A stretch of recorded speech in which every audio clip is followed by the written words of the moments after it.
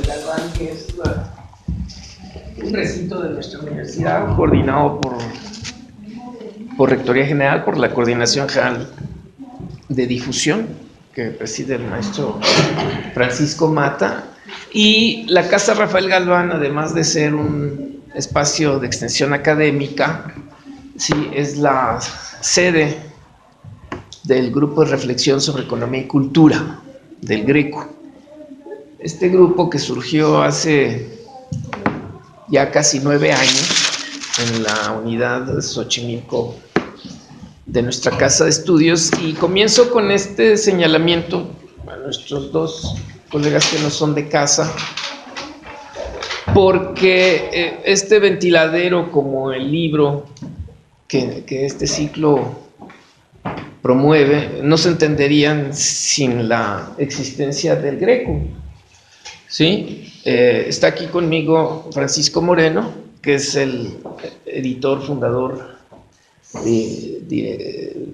codueño, digamos, con More Tafoya, que no está en este momento, de Editarte Publicaciones, que es quien hace posible este libro, pero además Francisco es parte del Greco, de este grupo de reflexión sobre economía y cultura. Tenemos un sitio en el portal de la unidad Xochimilco, el portal del Greco, donde ustedes en un momento dado, si quieren, pueden echarle una mirada y una reseña de la historia del grupo. Hay varios libros que hemos realizado y que se pueden descargar. En muchos sentidos funciona como un banco de información sobre el tema de economía y cultura, y un trabajo reciente mío que se llama Retablo de Empresas Culturales. En fin, ahí hay como una historia muy clara de lo que hemos hecho en el Greco, y hemos hecho mucho a lo largo de estos años. Entonces, este ventiladero que hoy anunciamos y que comienza el 7 de febrero, pues es, digamos, como un primer punto importante a señalar, pues es una continuación de todo este proceso que hemos llevado a cabo durante estos ya largos años, ¿no? Entonces, yo nada más quiero señalar algunas de las etapas que nosotros como autores y con nuestro editor vimos desde el momento en que se concibió este libro, de Es la Reforma Cultural Presidente, propuestas para el sexenio 2018-2024, y que reúne 37 artículos de 39 autores, y que todos giran alrededor de esta idea de llevar adelante una reforma cultural, y que todos sus textos, como ya va a explicar Francisco, se abocan fundamentalmente, como se dice en la jerga, al remedio y el trapito, es decir, cuáles son algunos de los grandes temas que permean al sector cultural actualmente y cuáles son estas posibles soluciones, cuáles son las posibilidades y las propuestas, y que por supuesto estas sean, y esperamos así ocurra, sean adoptadas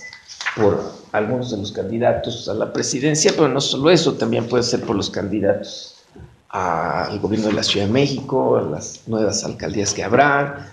Hay diputados, senadores, hay elecciones en los estados, asamblea, bueno, en realidad es la Cámara local. En fin, hay un paquete, como ustedes saben, muy grande de puestos de elección popular, y finalmente, pues, muchos de estos cargos están directamente relacionados con el sector cultura, y cuando hablamos de sector, nos referimos a estos tres grandes jugadores de lo que es la composición del sector desde la lógica de la economía nacional, ¿no? No nos referimos al sector como el sector de gobierno, sino nos referimos a este gran conjunto que son las empresas. Nuestro sector cultural tiene muchas y muy variadas empresas o industrias culturales, desde las pequeñas, que son la mayoría, hasta las grandes. Tenemos un gran componente de participación de la organización de la sociedad civil, es decir, asociaciones civiles, sociedades civiles, fundaciones, sociedades de amigos, etcétera. Y tenemos, por supuesto, un peso importante y considerable de lo que es toda la acción de gobierno. Y esta es en el nivel federal, estatal y municipal, y muchísimos organismos que dependen directamente del gasto público. Estos son como los tres grandes ámbitos que considera el sector cultura, ¿sí? Entonces, el libro va por ese camino, y nosotros distinguimos 5 etapas fundamentales, ¿no?, para entender la edición del libro y para entender cuál es nuestro propósito de trabajo. La primera es desde el momento en que el libro se pone en circulación, que ocurrió el 6 de diciembre pasado, justamente esta veda electoral o preelectoral que inicia el 12 de febrero. Es decir, todo este periodo de precampañas ha servido para nosotros para colocar el libro, para buscar interlocutores, para acercarnos a los partidos políticos, etcétera, ¿no? Esa es la primera etapa. Una segunda etapa viene justamente en el ventiladero. Es decir, mientras los precandidatos y los muchos aspirantes a los puestos de elección popular tienen que esperar al registro formal y que puedan iniciar las campañas, nosotros alentamos el ventiladero. El ventiladero, que es una metáfora, que es una parte sustancial del volcán que permite justamente la ventilación de estos maravillosos inventos de la naturaleza y que son también tan peligrosos, ¿no? Sí, pues el ventiladero justamente es ese punto en el que se tienen que poner a discutir las cosas, ¿no? Creemos desde el principio, por supuesto, que este periodo de febrero y marzo puede ser propicio para que la comunidad cultural se interese en asistir a esta serie de sesiones y, por supuesto, queremos pues alentar la presencia de las gentes que están en todos los partidos políticos, en las campañas, en un proceso de reflexión y de discusión y de polémica. Por eso pusimos ahí 7 miércoles para polemizar. Sí, entonces nosotros nos vamos en esta segunda etapa con este ciclo, que es el motivo de convocarlos hoy, ¿verdad? Para hacer esta difusión y para decir, bueno, aquí va a haber un espacio, por cierto, hasta ahora el único. Ha habido algunas expresiones naturalmente de adhesión o de simpatía o de reuniones, sobre todo en el caso de Andrés Manuel López Obrador y en el caso de Claudia Sheinbaum. En los otros candidatos todavía no hemos observado nada, sí, que nos llame particularmente la atención, sí, en términos de lo que es la discusión del asunto cultural, como ocurre en todas las campañas políticas y de cambio de sexenio que han venido ocurriendo, sí. Entonces, pues nosotros llegamos justamente a tratar de alentar esta cobertura del vacío que hasta ahora advertimos, sí. ¿Para qué? Para que empecemos, y esta es la tercera etapa de este proceso. La tercera etapa viene durante los 3 meses de campaña. Es decir, ahí sí vamos a ver varias cosas. De entrada vamos a ver seguramente, estoy casi seguro que vamos a ver coordinados de equipos culturales, digamos, como los ha habido en otros cambios de sexenio. O sea, siempre hay alguna figura que se encarga de organizar los foros, los contactos de los candidatos, sobre todo los presidenciales, con las comunidades culturales, porque son muchas en este sector, ¿sí? Y normalmente, como hemos advertido en otro momento, estos coordinadores suelen convertirse en los titulares de las dependencias, ¿no?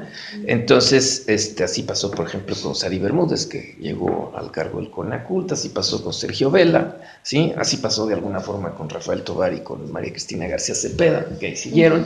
Y bueno, pues vamos a estar atentos a ver cómo viene esto. Ya hay un nombramiento inicial, que es el de Alejandra Frausto en el equipo en el gabinete de Andrés Manuel, y entonces pues vamos a ver qué pasa en esos 3 meses, quiénes son los articuladores, qué grupos se acercan, y nosotros esperamos, por supuesto, nuestra contribución, que es la reforma cultural, ¿verdad? Estar de alguna forma participando o también promoviendo el diálogo durante esos 3 meses. Esa es la tercera etapa. La cuarta etapa viene justamente una vez que sabemos quién gana. ¿Sí? Una vez que sepamos quién ganó la presidencia y cómo se queda la composición en el Congreso, en la Ciudad de México, etcétera, tenemos este largo periodo que va hasta el 1 de diciembre, que es cuando toma posesión el nuevo presidente de la República. Por supuesto que antes está el Congreso. Para octubre ya habrá comisiones nuevas de cultura en el Senado y en los diputados. Estará instalada la nueva Cámara local, habrá entrado en vigor la Constitución local. En fin, es un proceso muy interesante, muy largo. Esa es la cuarta etapa en la que el libro sigue teniendo vida, porque de las propuestas de campaña se pasa a los primeros acciones o planes de gobierno.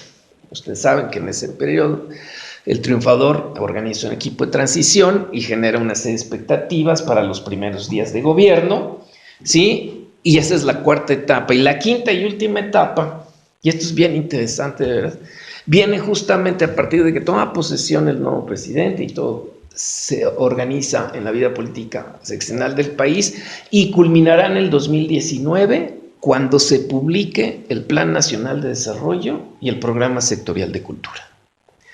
Como ustedes saben, la Constitución mandata, y hubo modificaciones a la Ley de Planeación hace poco, ¿sí?, que el presidente de la República tiene que convocar una gran consulta nacional para elaborar el plan, ¿sí? Y la novedad es que ahora este plan tiene que ser aprobado o ratificado por el Congreso. Eso no existía antes, son nuevas modificaciones a la Ley de Planeación, ¿sí? Entonces vienen más foros, ¿sí? Vienen las discusiones, y luego es la primera vez que la Secretaría de Cultura, como nuevo ente, inicia un sexenio, y entonces ahora también constitucionalmente tiene que hacer un programa sectorial. Antes hacía un programa especial. ¿Por qué? Porque dependía de la Secretaría de Educación Pública.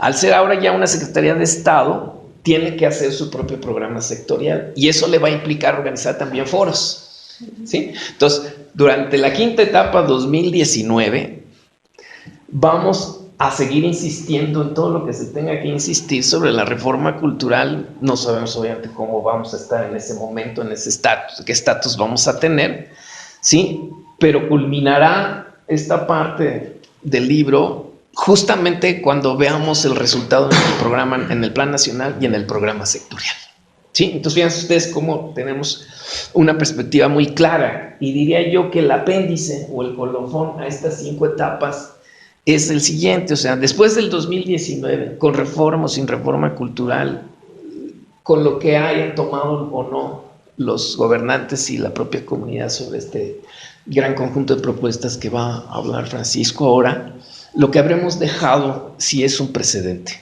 porque lo que sí les puedo decir es que, por lo menos de la sucesión presidencial de López Portillo a de la Madrid a este momento, es la primera vez que un grupo de trabajadores de la cultura, de personalidades del medio cultural, de académicos, de periodistas, de investigadores, de gente de la sociedad civil, se reúne para hacer una propuesta sobre un concepto, que es la reforma cultural. ¿Y qué es la reforma cultural? Es la condensación, ¿sí?, de todos los cambios que se requieren en este sector al que me referí inicialmente en estos 3 grandes apartados. O sea, no ha habido en ningún cambio sexenio un libro que apueste de esta manera a meter en la agenda del próximo gobierno y de los siguientes gobiernos un conjunto de modificaciones tan profundas como las que se están motivando ahí. Y lo de reforma, bueno, no es por la novedad de las reformas estructurales, ¿sí? De reforma se habló toda la vida, ¿sí?, desde las guerras de reforma, si quieren ponerle así, ¿sí? Entonces, realmente es simplemente entender que el concepto se adapta, porque lo que buscamos puede ser tan profundo como lo que se busca en otras reformas: la energética, la educativa, la fiscal, ¿sí?, la de telecomunicaciones, ¿sí?, y aprendiendo justamente de los errores o de las limitaciones que han tenido estas reformas y que las mantienen en controversia, ¿no?, y que tendrán que seguir siendo materia de discusión. Pero evidentemente los principios básicos de toda reforma es cambiar el orden para tratar de que las cosas sean diferentes, ¿no? Entonces, aquí me quedo yo. Este es el gran escenario en el que se inserta una publicación, que se inserta en nuestra universidad, y Francisco les va a platicar de lo que es, pues, lo editorial, el libro y sus autores y todo lo demás, Francisco. Gracias, Eduardo, y gracias a ustedes que están aquí acompañándonos. Les pido una disculpa por mi gorrita, pero la situación lo amerita. Sí, caray. Voy a hacer un comercial que me parece importante y tiene que ver con la editorial, ¿no? Editarte Publicaciones se funda y se estructura como un sello editorial nuevo que busca abrazar, cobijar todas las expresiones, todas las propuestas, todas las ideas, todas las iniciativas que emanan del sector cultural. Esto es a lo largo del tiempo, y por la experiencia y los años que tengo de trabajar en este sector, pues identificamos que no había un vacío importante. Sí hay material, pero no existe un canal de salida para diversas iniciativas y propuestas de investigadores, académicos, periodistas, gestores, en fin, una amplia gama de actores que forman parte del sector cultural. Y en ese sentido, Editarte Publicaciones se propone como la primera casa editorial del sector cultural. Entendiendo, como decía Eduardo, el sector cultural como un conglomerado de todas aquellas actividades productivas y simbólicas que emanan de este sector, de este concepto de cultura, lo cual puede ser tan vasto que abarque no solo empresas, sino todas las actividades artísticas, tradicionales, folclóricas, en fin, son muchas los temas que podemos tocar. Nos interesa mucho la profesionalización de los gestores, nos interesa mucho la labor que hacen los académicos, los investigadores, nos interesa la parte jurídica, la visión desde la antropología, desde la economía, desde la sociología, en fin, son 3 colecciones que incluye la editorial, vamos a ir creciendo y bueno, en ese sentido ese es el interés de nuestro sello editorial. Evidentemente, como empresa somos una entidad independiente.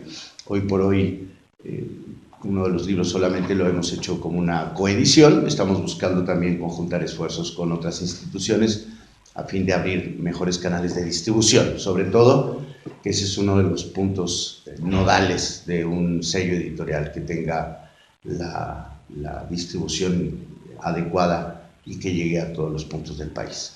Bien, también de manera muy breve, ¿cómo surge el libro? Pues Eduardo ya mencionó al Greco como un grupo, conjunto de personalidades que son protagonistas de diferentes escenarios, dando las artes escénicas, el cine, la parte académica también, y que han vertido sus inquietudes a partir de su experiencia en lo que Eduardo señala de buscar la discusión, buscar el diálogo y en ese sentido a concretar iniciativas a partir de las experiencias de cada uno y dadas las condiciones en las que se da este momento electoral.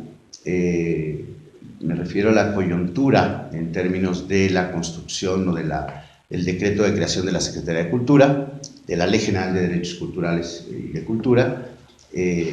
Al paso del tiempo lo que vemos es que es el momento adecuado y el momento propicio para que estas voces y estas experiencias y este bagaje de tanta gente salga a la luz, y creímos muy apropiado vertirlo en un libro.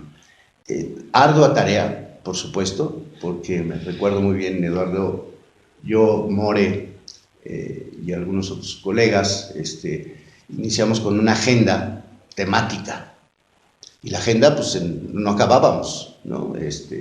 Tocábamos una infinidad de temas, desde asuntos internacionales, diplomacia cultural, las bellas artes, patrimonio, medios, video, empresas, telecomunicaciones, y esto nos empezó a dar la idea clara de lo que estamos convencidos como sector, que cruza por todas las áreas de desarrollo del país el tema de la cultura.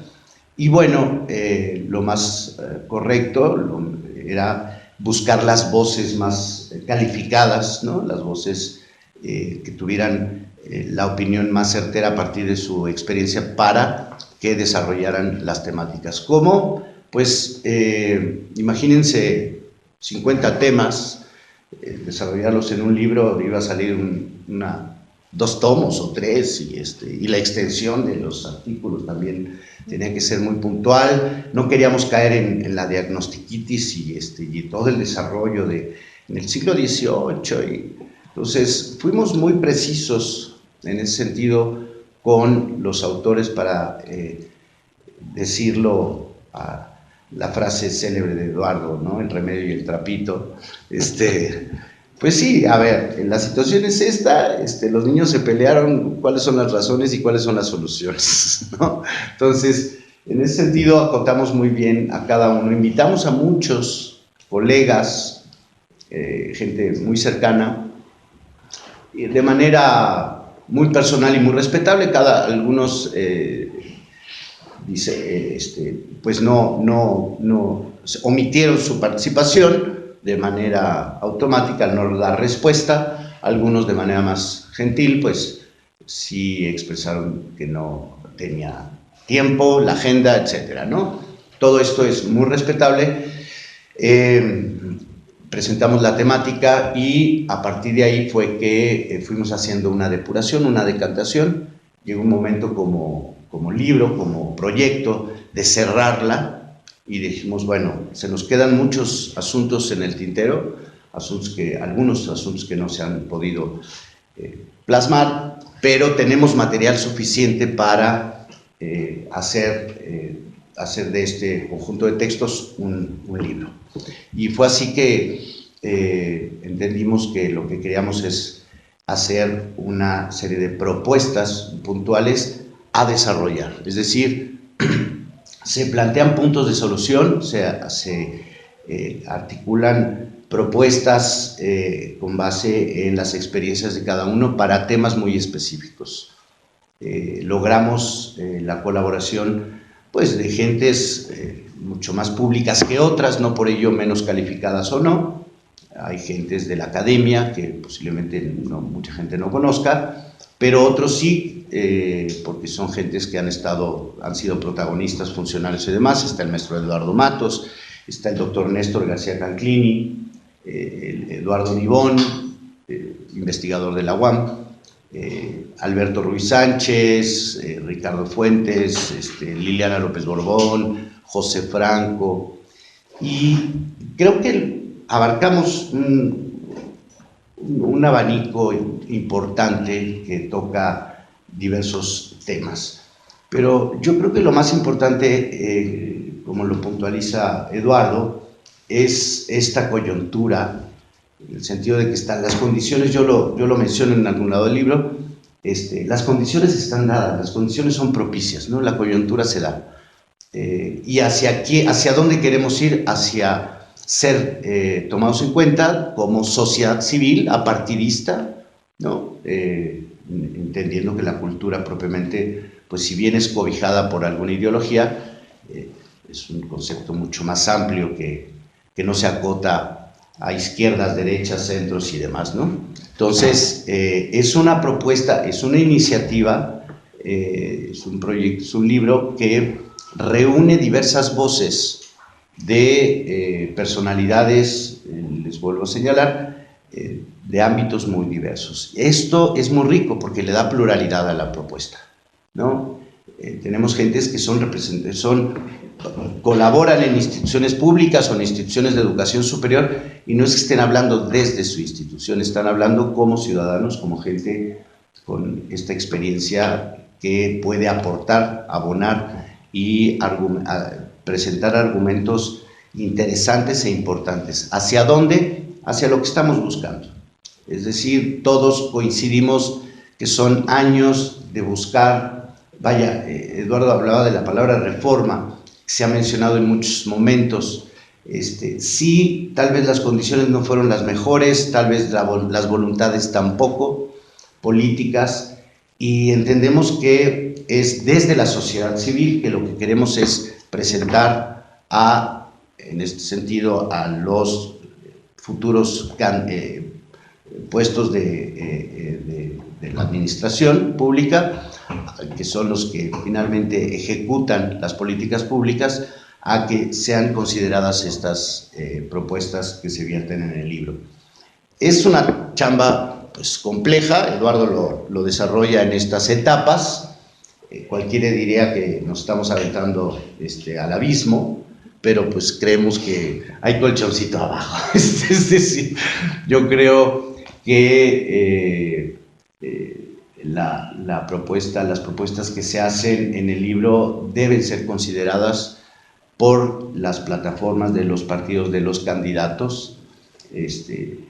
Hay temáticas muy diversas, ya les decía, se abarcan temas propiamente que tocan el concepto de reforma cultural, ¿no? Hay una serie de artículos que tratan sobre patrimonio, educación, diplomacia, ciencia, arte, cine, medios audiovisuales, medios de comunicación, internet, ciencia, empresas culturales, y falta más, ¿no? Seguramente, yo lo digo de esta manera, no es un libro acabado, es un libro que busca que invitar a otros colegas a que se sumen a estas iniciativas y buscar ser escuchados, pero también buscar provocar, ¿no? Las condiciones, me refería al estatus que tiene hoy por hoy la cultura como ya una Secretaría de Estado, obliga al Poder Ejecutivo y a los diputados y a los senadores a darle en verdad un cauce con mayor estructura, ¿no? Siempre parece que la cultura termina siendo el patito feo, ¿no? Y no solo a nivel presupuestal, sino a nivel de políticas públicas. Queremos que deje de ser un aparato ornamental, ¿no?, de las bellas artes, para convertirse en un verdadero eje de desarrollo para el país. Por eso la propuesta del libro lo que busca es abrir los canales de comunicación, sentar a los candidatos al diálogo, y yo agregaría algo que ya mencionaba Eduardo en este sentido de acercarse a los candidatos a la presidencia. También tenemos, si no me equivoco, 9 candidaturas a gobiernos estatales, por ahí. Yo he tenido la experiencia que sigue por inercia histórico el asunto del centralismo, ¿no? Todo parece que surge de la capital, todo se cocina desde el centro hacia la periferia, y en la periferia se quejan de lo que todo viene desde acá. Entonces vamos a tener varias presentaciones del libro en ferias. Ya tenemos compromisos para la Feria del Libro en Monterrey, una feria del libro. Vamos a estar también en Mérida, posiblemente en Oaxaca. Estamos buscando otros escenarios. También está confirmado Jalapa, estamos buscando Puebla. En fin, ¿qué es lo que queremos? Que también en estos lugares escuchar a la comunidad, a los actores de estas regiones, para ver desde su experiencia y desde su medio local qué es lo que está sucediendo. Yo creo que la problemática debe abarcar y debe tratarse de manera nacional, y al decir que es un libro inacabado, es un libro que hay mucho todavía que aportar, va en el sentido de invitar a todos los actores que tienen algo que decir, a todas la comunidad, las asociaciones, los conjuntos de trabajadores de la cultura que tengan algo que aportar. Será muy bienvenido. La idea del ventiladero, por supuesto, es un escenario, es como poner la mesa, ¿no? A ver, señores, aquí está el espacio para el diálogo, para el debate y para que compartamos experiencias. Y como dice Eduardo, bueno, vamos a polemizar, pero no en el cafecito, o en el bar, en la cantina, en la copa, sino vamos a tratar de construir una agenda, porque si llega el momento de establecer el diálogo con los candidatos, pues es importante tener un documento que diga, señores, esta es la propuesta, ¿no? Esto es lo que tenemos, esto es lo que hemos trabajado, es lo que hemos revisado. No es algo improvisado, es algo que viene trabajándose hace mucho tiempo. Ese es el propósito, y por consecuencia se va a dar esperemos que se dé una coherencia y una participación de todas estas personas a nivel estatal, a nivel municipal, por supuesto, en todos los ámbitos. Desde la sociedad civil quisiéramos escuchar a los empresarios, las experiencias. Son muchos los temas que hay que revisar, desde lo fiscal, lo estético, lo obrero patronal, en fin, hay como muchos temas. Ahorita acabo de ver en el Facebook que ahí va a haber un congreso de trabajadores de centros de educación superior del Limba en Acapulco. A ver, ¿qué tienen que decir de estas comunidades al respecto, ¿no? ¿Cómo viven ellos el sector cultural? Bien, de manera muy general, la etapa que sigue, los invitamos a que nos ayuden a dar cauce y a dar salida a esta propuesta del ventiladero.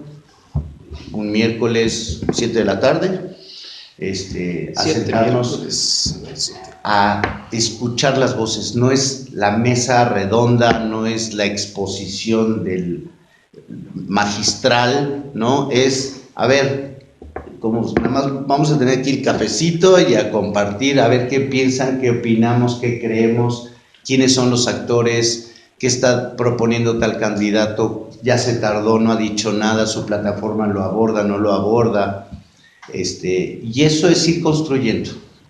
Entonces, tenemos mucha confianza en que pueda haber la respuesta, tengamos la respuesta de toda la gente interesada. Yo estoy muy de cerca con muchos colegas, gestores, artistas, creadores, y créanme que viven todavía en el espacio, es decir, solo, yo lo digo así, lo voy a compartir con ustedes, en la queja permanente, ¿no? Lo padecen, lo sufren y ahí se queda, ¿no? Entonces, ¿por qué no? En vez de quejarnos, se vienen aquí, vemos qué opinas y dame tu argumento del por qué, si te dieron la beca o no te dieron y qué difícil es crear una empresa y por qué no puedo, sí puedo, que el Limba, que Hacienda y los impuestos. Hay N cantidad de temas que siguen tratándose en los pasillos y no los traemos a la mesa de discusión. Nos parece que es la oportunidad. Ojalá tengamos una difusión lo más amplia posible y la Casa Galván, que nos cobija, que viene la iniciativa, por supuesto, de la UAM, ¿no? Editarte Publicaciones es el medio en este momento para sacar adelante esta propuesta, esta iniciativa.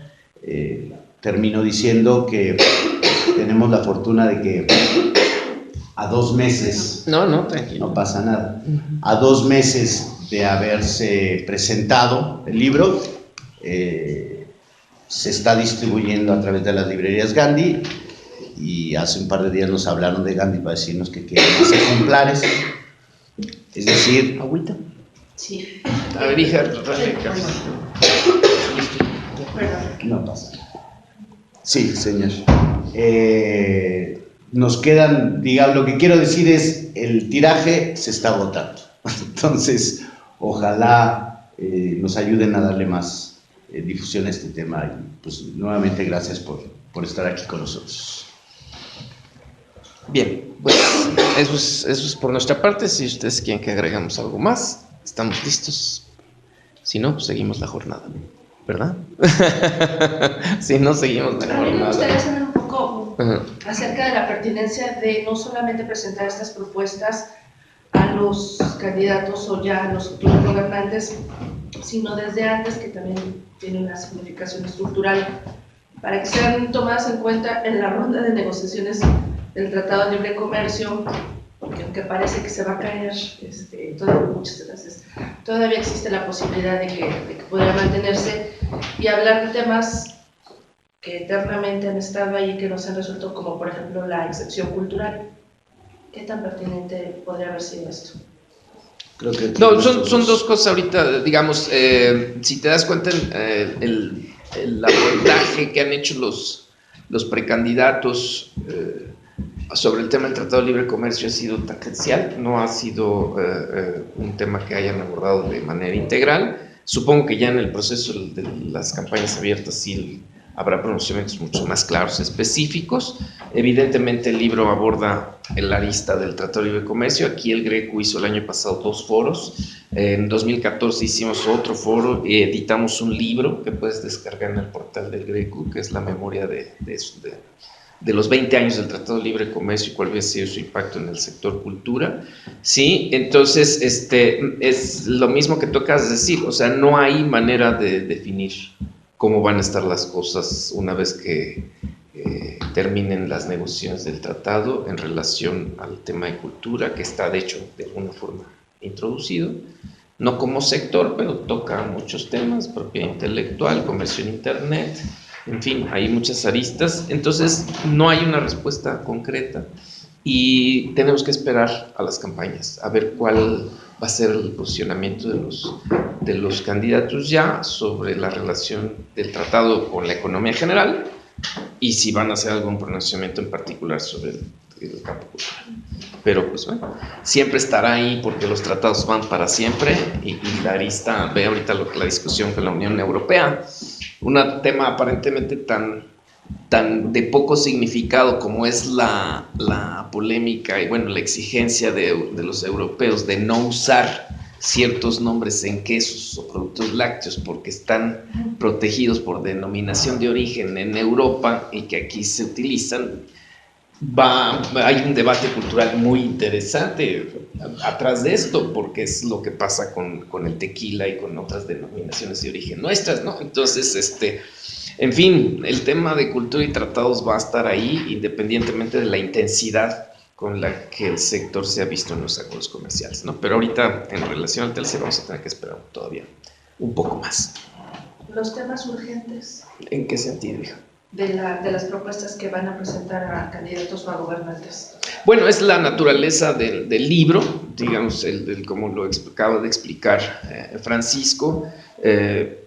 Si nosotros vemos este sector con estos tres grandes componentes, cada uno de ellos tiene necesidades particulares de cambiar. Por ejemplo, en el caso del sector público, tiene que darse diríamos, el feliz desenlace entre el paso de Conaculta a Secretaría de Cultura, que no ha terminado de darse. Tienes un reglamento interno deficiente, tienes un manual de organización muy deficiente, fíjate, tan deficiente que en el manual de organización se reconoce la importancia de los tratados comerciales, ¿sí? Mientras que en la norma que crea la Secretaría de Cultura no se menciona nada. Y como vimos en el proceso de de los meses pasados, la Secretaría de Cultura se marginó de la mesa de negociación con la Secretaría de Economía, ¿no? Entonces, fíjate, ¿no? Y tenemos, por supuesto, una estructura que sigue siendo más Conaculta que Secretaría de Cultura. Entonces, por ejemplo, ahí tienes un gran capítulo en el ámbito público. En el ámbito del empresarial, pues tenemos muchos años ya con el Instituto Nacional del Emprendedor que ignora totalmente el capítulo de empresa cultural, ¿sí? Entonces no hay una política económica para la cultura desde la Secretaría de Economía, por eso nuestra mesa se llama por una Secretaría de Economía con cultura, ¿no? Entonces, porque la Secretaría de Economía tiene oídos sordos a esto. Entonces ahí tienes tú, todo el sector emprendedor, todo el sector empresarial, sobre todo el micro y el pequeño, requiere desde políticas de desarrollo, créditos, normativas. Por ejemplo, tienes el caso en la Ciudad de México de la ley de establecimientos mercantiles, que no reconoce propiamente las empresas culturales ni las industrias, sino son giros, en fin. Y desde el lado de la organización de la sociedad civil, por poner un tema, pues está todo el tema fiscal, ¿sí? O sea, aquí estuvo con nosotros Aristóteles Núñez cuando era titular del SAT, ahora viene como especialista en estos temas a platicar con nosotros, también a discutir en el ventiladero, ¿verdad? Porque parecería que no hay mucho espacio para dónde moverse en la política fiscal si queremos crear mejores incentivos para la inversión privada en cultura. Y por privada no hablo de los grandes capitales, hablo de una persona que quiere poner una editorial, ¿no? Y necesita poner una oficina y poner una página de internet y necesita hacer una inversión.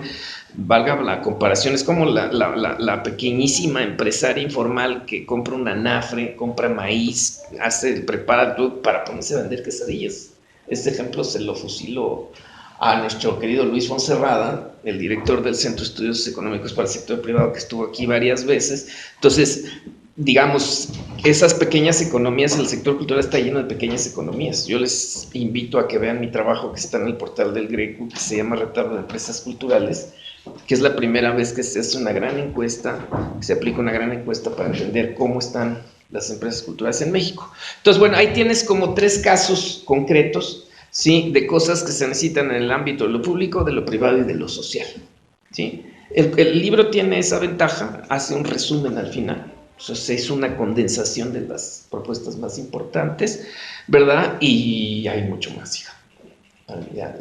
Y el editor te dará un ejemplar para que lo puedas mirar con toda calma. Así es. Yo tengo una pregunta acerca de esta propuesta. Bueno, se van a hacer estas 7 reuniones con un montón de voces y un montón de temas que yo creo que van a surgir. No sé si ustedes tengan veo que tienen muy claro como las etapas, ¿no? Hasta dónde se quiere llegar y cómo se van a dar los procesos durante las elecciones y después.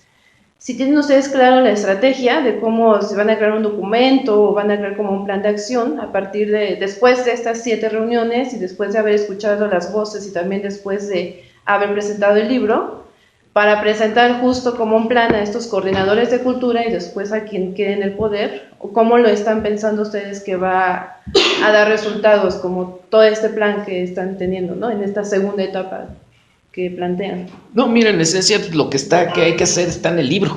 Lo que se discuta o se polemice va sobre lo del libro. Si te das cuenta, la mayor parte de los participantes en las sesiones son los mismos autores. Lo que queremos es que de la discusión de las páginas pasemos a la discusión en la arena. O sea, los foros son aquí en la Casa Galván, son nuestros auditorios. Evidentemente va a haber un registro y un apunte claro de lo que ahí se diga. Si salen cosas que no están en el libro, serán obviamente anotadas y en su momento serán compartidas con todos los candidatos a los puestos de elección popular con los que podamos tener contacto. O sea, considera, somos 37... son 37 textos, 39 autores. O sea, si cada uno de nosotros logramos hacer contactos suficientes, estamos potencializando eso a mucho, ¿no? O sea, hay colegas que están muy conectados con ciertas estructuras partidistas, otros con organizaciones de la sociedad civil, otros con el mundo empresarial.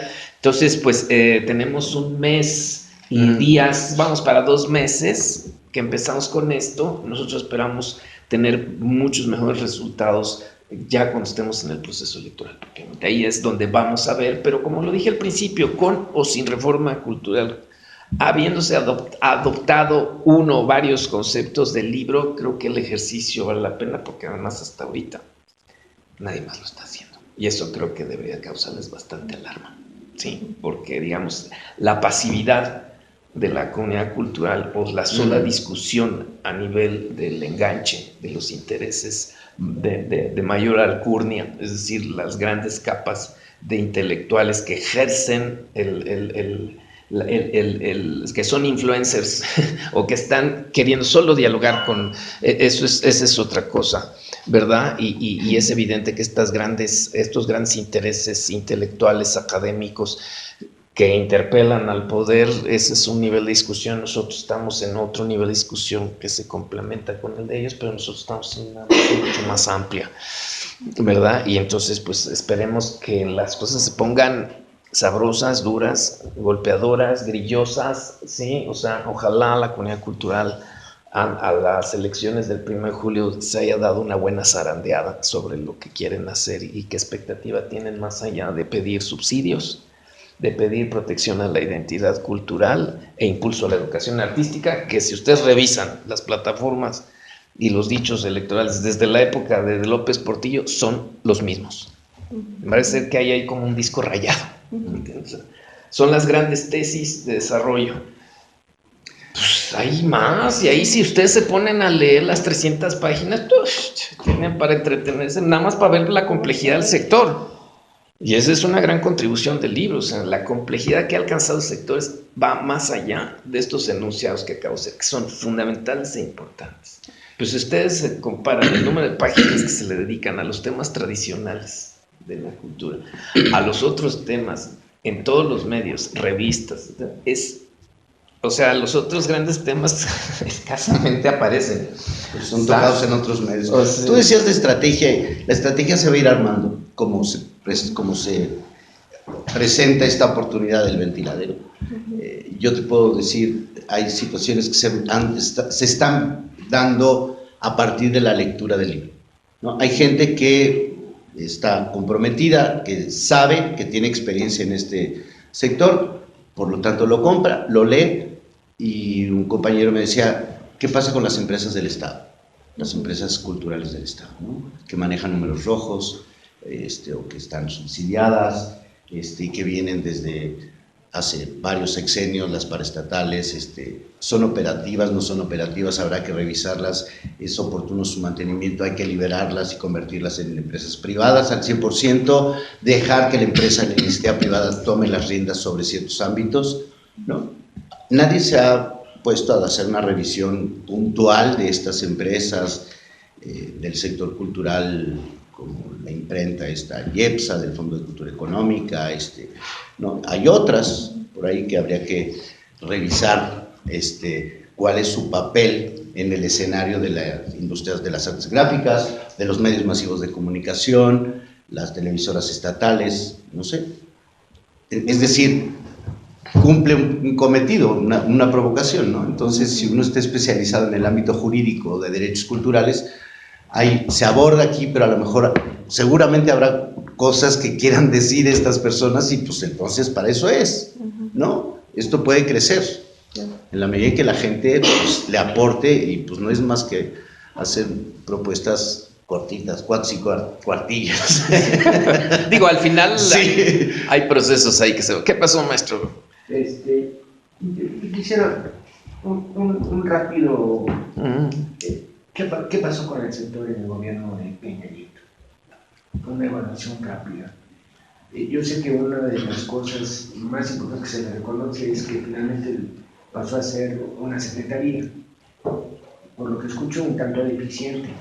No se tardó al hacerlo casi en la parte final de su gobierno. Y lo otro, si podríamos identificar también a esta reforma que propone como también estructural por todo lo que implica y el impacto que puede tener en la vida de todos los mexicanos. Gracias.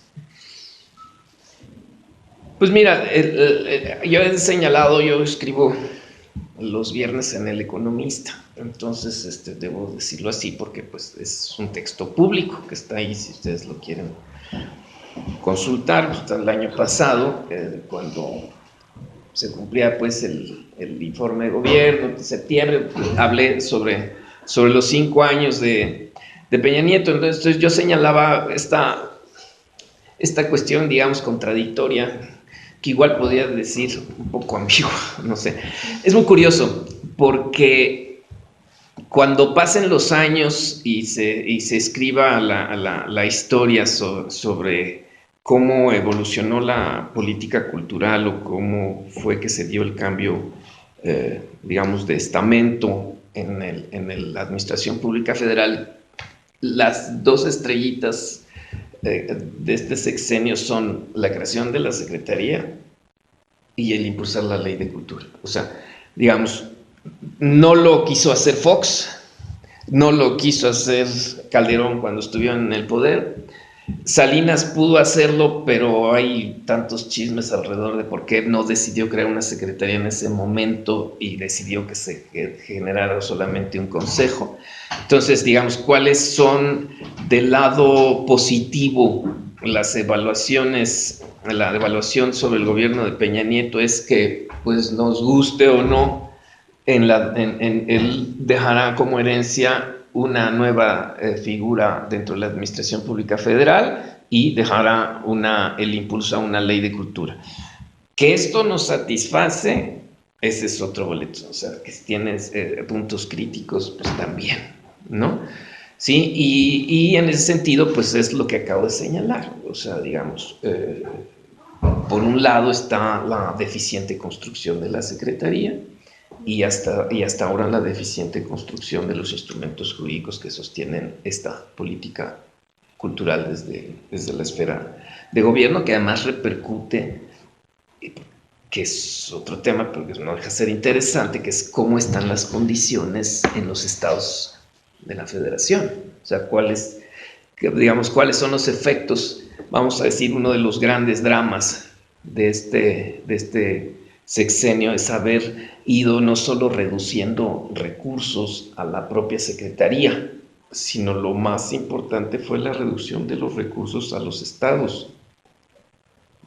O sea, los famosos etiquetados o los subsidios piso, que desaparecieron prácticamente, yo los invito a que reporteen lo que ha pasado en los estados ante la ausencia de estos millones de pesos que les llegaban anualmente desde el 2009, lo que le llegaba a las asociaciones civiles.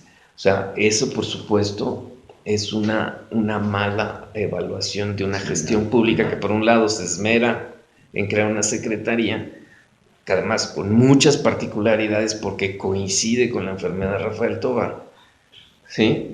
Que coincide con todo este proceso que lleva Nuño a la Secretaría de Educación Pública, o sea que es una historia no escrita, que es una historia por investigar, o sea, realmente cuáles fueron las motivaciones que de la noche a la mañana, cuando no lo había planteado ni en campaña, ni lo había planteado en el Pacto por México, ni estaba en el Plan Nacional de Desarrollo, de pronto deciden crear una Secretaría de Cultura. ¿Sí? Entonces, digamos, esa balanza, ¿verdad? Tiene, como debe de ser, su parte positiva y su parte negativa. No sé si con esto contesto en parte la primera. ¿Y la segunda cuál era? Que ya se me olvidó. Sí, tiene identificado realmente como una reforma estructural. Bueno, entonces, bueno, la reforma cultural es ante todo una reforma estructural.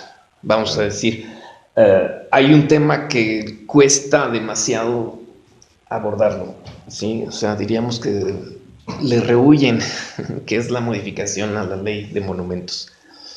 O sea, para muchos la ley está bien como está y para otros simplemente ya no sirve, ¿sí? Y lo podemos ver con el enorme problema que ha enfrentado Lina para poder atacar la tragedia de los sismos con el patrimonio. O sea, la forma en que está concebida la ley, ¿verdad?, no le permite a Lina, y menos a la Secretaría de Cultura, acceder de manera mucho más eficiente a los recursos del Fonden o a muchas otras bolsas para que el rescate del patrimonio y la reedificación sea más eficiente y rápida. Yo les invito a que le pregunten a Lina cuánto dinero ha recibido en realidad desde después del 19 de septiembre. Esas ahí se las dejo de tarea. A ver, pregunten ustedes cuánto constante y sonante ha recibido el INA para la rehabilitación de los monumentos. Entonces me dice, eso no es culpa de la ley. Claro que es culpa de la ley. Una ley que es obsoleta en muchos sentidos, que no le da suficientes dientes al instituto, ¿verdad? Y que no le permite la autonomía de gestión para atacar el problema. Entonces, simplemente en lo que reorganizan la Secretaría, adecúan sus reglamentos, o sea, las mismas modificaciones a la Administración Pública Federal fueron deficientes. Yo las critiqué ampliamente en su momento a través de artículos y declaraciones, etc.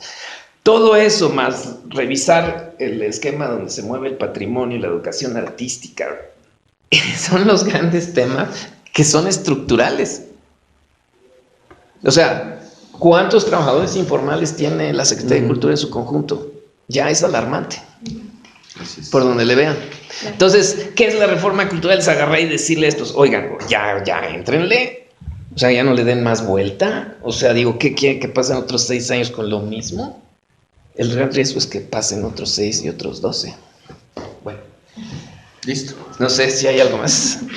Vale, pues muchas gracias, colegas. Confiamos en su apoyo y les agradecemos muchísimo su tiempo y ya tienen la hojita con la programación, ¿verdad? No, gracias a ustedes. Y hay sandwichitos, juguito, pancito de dulce. Cafecito. Muchas gracias, al contrario, acompañarnos. Gracias. ¿Conoce los principales argumentos de la reforma cultural rumbo a las elecciones de este año?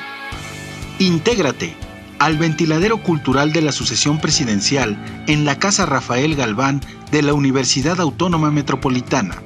7 miércoles para polemizar y proponer iniciativas a los candidatos presidenciales sobre la reforma cultural.